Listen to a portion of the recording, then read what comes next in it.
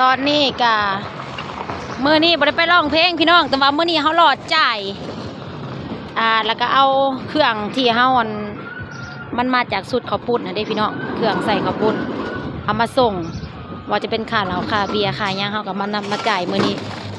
ได้แล้วก็จะมาจ่ายค่าข้าวปุ้นเด็กข้าวปุ้นเพิ่นก็หลายๆป้าแม่ค้าแดนอย่างเดียวเว้ยสมาแดนได้เศร้าแท้สิพาเขาห้องงานขับปุ่นเลยพี่น้องป้ามีความสุขเหลือเกินมีความสุขเหลือเกินนะปาร์ตี้2 คนบ่ได้ทุกจักดีอันนี้คือห้องงานขับปุ่นที่เขาสั่งนะพี่น้องนี่เป็นน้ำเป็นหัวอันนี้เป็นเข่าบดเองพร้อมบ่โอ้บดเองเฮ็ดเองบ่ได้ง่ายเด้พี่น้องเอ้ยโทรศัพท์ไผดังของเจ้าฮับแต่แม่เอาเงินก่อนเดี๋ยวเอาเงินมาจ่ายพี่น้องเด็กเสกเบิ่งเด้อเซ็กครบตามจำนวนนี่ก็จ่ายทางเอาเป็นเงินบาทให้ลูกได้ลูกเจ้าก็บ่ได้บ่หลายกะไม่ได้ไม่เจ้าหาอยู่หยิบส่งใช้มานี่นะวันนี้ส่งใส่ลูกตลาดลูกตลาดอะไรอันปานิบ่เรือมาดินี่มันเรือดิ3,000มันเรือมาเนี่ยนะ3,000พอดีเอาข้าวเจ้าสั่งแม่มีแต่เงิน$30 30 ทอนเงินซองเนาะจ่ายค่าเหล้าค่าเบียร์ก็เป็นเงิน100ปึ๊บ100แล้วกันค่อนง่ายบายก็เจ้าแห้งมากกว่าอยู่ห้านไผเจ้าก็มักนั่นเบิดบาทนี่แต่ค่าน้ำแล้วค่าน้ำมากกับค่างัวเรียกค่างัวแล่นลัดได้กี่นี่นะช่วยว่าทานมาลงมาวันนี้มาสิไปยุ่งวันนี้มาสิไปเก็บของฉันเรียบร้อยนะเขาได้แต่ว่านี่เอาไปกุ้งเฮ็ดไหเขาไปลองเพลงวันฉันเขาก็ส่งแล้วแต่ว่านี่ไปเอามาสมาตำเอามาแถมกระปุ้นไหมคะแถมกระปุ้นครับมาตำซุ่มให้เด็กแต่บ้านเขาน่ะสบายมีโรงงานกระปุ้นซื้อร้านอะไรโรงงานข้าวปุ้นแม่ลุนค่ะผู้ป้ายประเจอเด้อพี่น้องสั่งได้เบอร์โทรกับตัวหาเลี้ยงไว้เองเขาสดเอาบ้านเบามีเบาบอยบ้านน้ำมงเจ้าน้ำมักข้าวปุ้นเจ้าเอ็งบอกให้เป็นบุญเป็นยังกันอย่างมาสั่งอันนี้ไปส่งนี่ก็ได้ผมนั่งกันโทษมาวันส่งให้ไปส่งอยู่ทุกคนมาน้ำมักข้าวปุ้นบ้านเจ้านะก็ได้ข้าวบาทนี่ข้าวหาบาทนี่ไปบ่ได้บ้านชุมเราน่ะทึกยังวะว่ามันคือน้ำลงหัวหนึ่งเงินเพราะแฟนหา20 บาทบ่ฮอด30,000 กีบเดี๋ยวหน้าบ่อน่ะ10,000 กีบเขาขายน่ะนั่งกันเลยคือมาโอ้ยไปส่งอะไรเนาะขอบใจได้ไรขอบใจสารต่อพี่น้องมาเก็บกู้เมียนมัดน้ำถ้วยน้ำบวงพี่น้อง8คุณเอามาใส่10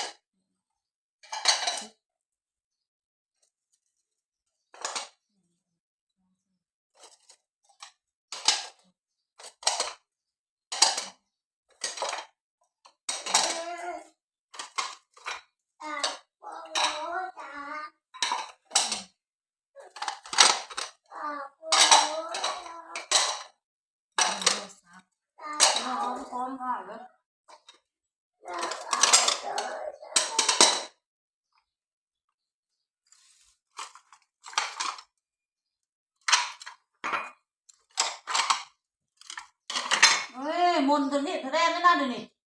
หาดมก้นดมดาบหมูบ่ไม่ดาบหมูบ่ เอาก้นปากเบิด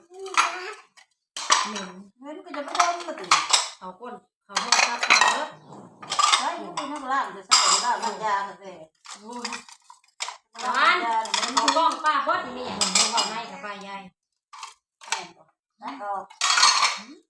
แล้วว่ามันบ่ได้นะ ถ่ายคลิปยายนอนเฉยอยู่ยัน ลืมแล้วมันถ่ายบ่ถ่ายคลิปนะโอ้ยเนาะตายแล้วบัดนี้ ยาย เฮ็ เฮ็ ด ด ไป แม่ เฮ็ดไปเลยแม่เจ็บห่วยออกไปหาหลินอยู่ อย่าเฮ็ด แอวกูก็หักเท่านั้นเลยเฮ็ดไปแล้วบัดนี้ร้านทำร้านคูนี่บ่แม่นไปหาหลินเลยคุณจะหากับซักยาบ่มันขึ้นลง เจ็บปวดย้อนลูกย้อนหลานย้อนสิขี้โคมเต็งไว้อยู่โตเพิ่นน้อยแท้ๆใหญ่นั่นแหละไปเต็งหมู่ก็เจ็บ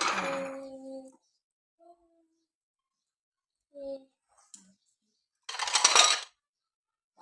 หาหลินไปหาหลินซะลูกนะนะมาหายกูนี่เต็งกูสิเป็นอะไรนี่นะเดี๋ยวรอ เอาน้องวันนี้เอาให้น้องโทรศัพท์มา โอ้ยไปก่อนกูไปตายเมื่อผ่านกูนี่นั่นแหละจ้า น้องเดี๋ยวน้อง หันอย่าวนนะ เดี๋ยววนกันมากินเองขอโทรศัพท์แม่ หันกู เอายาไปตินนี่ให้แม่กินดูรู้สึกว่าปากแตกแล้วมื้อนี้ ไปมากินไหนกูก็มันกินไหนการจะมีเหมือน ปากแตกนี่ ก้นขี้ข้างนั่นแอลกูนั่นแกะเลยแอลกูน่ะโอ้ โคบใบใหญ่กับโคบ กูก็ได้ นี่ค่ะเช้า มันหักที่แอลสิหักนี่มันเพื่อมันหันนี่ ดื้อโห นี่น้ำโค้งมันเหมือนนิด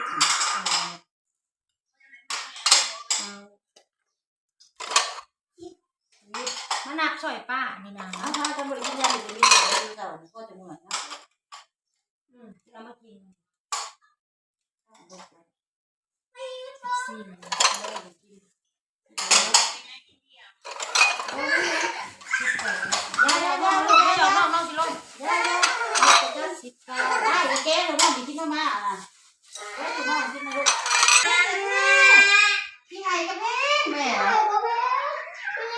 จัดดอกไม้คืน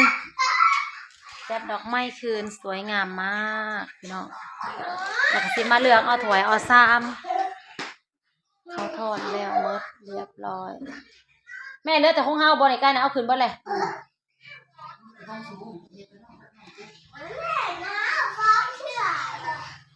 อันนั้นได้สั่ง หึ อันนั้นเป็นห้องคู่อันหนึ่ง อะไร รวมด้วยนะห้องคู่เลือกเอาให้แม่ อะไรมีดนะบ่แม่น บอนโจงเจม เดี๋ยวเฮาสินับเอามันมีอยู่ในเกี่ย หนักห่วงที่เห็นหนักเบิดจ้ะ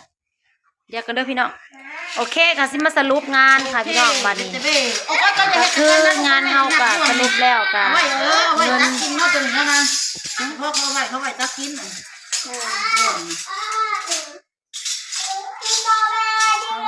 มาสรุปงานให้ยายเรียบร้อยเบิดเป็นปากแตกเบิดพี่น้อง ถามอย่าวนน้องนะลูก สรุปให้ยายเรียบร้อยเบิดแล้วบ่ส่วนพันแนวพี่น้องยายก็เหลืออยู่ยายจะเหลือค่าดองยายก็จะได้แต่ค่าดองนะคะ เงินซอยเงินพี่น้องซอยก็คือจุบในงานพี่น้องเขาก็มาสรุปงานให้ก็คือโอเคสำหรับงานนี้ก็บ่ได้เป็นหนี้เป็นสินเนาะแล้วก็บ่ได้แต่ค่าดองยายค่าเกลือไม่ได้ยกค่าดองเกลือเขาก็จะมาเก็บถอยเก็บบ่วงเก็บยางเมื่อบัดนี้พี่น้องถ้วยบ่วงจองซามนะจ๊ะ น้องที่ไหนลูกน้องที่ไหน ก็สิมาเก็บตัวบ่วงจองซ้ำเมื่อบัดนี้โอเคพี่น้องขอบคุณทุกกำลังใจเด้อขอบใจเบิดสุโขสุคนพี่น้องเบิดสุคนที่ซอยกันงานนี้ก็คือโอเคพี่น้องผลผ่านไปด้วยดีกับมีแห้งแล้วบัดนี้ จบเกม งานนี้ก็คือเรียบร้อยบัดนี้จบไปมีแห้งแล้ว ยังมีแต่งานน้องงานลูกแล้วบาดนี้น้องก็เบิดแล้วอิหยังนี่กินจนเบิดจังมายืนให้ป้าร้านก็ได้ ขอบคุณผู้ใหญ่ใจดีทุกท่านเด้อ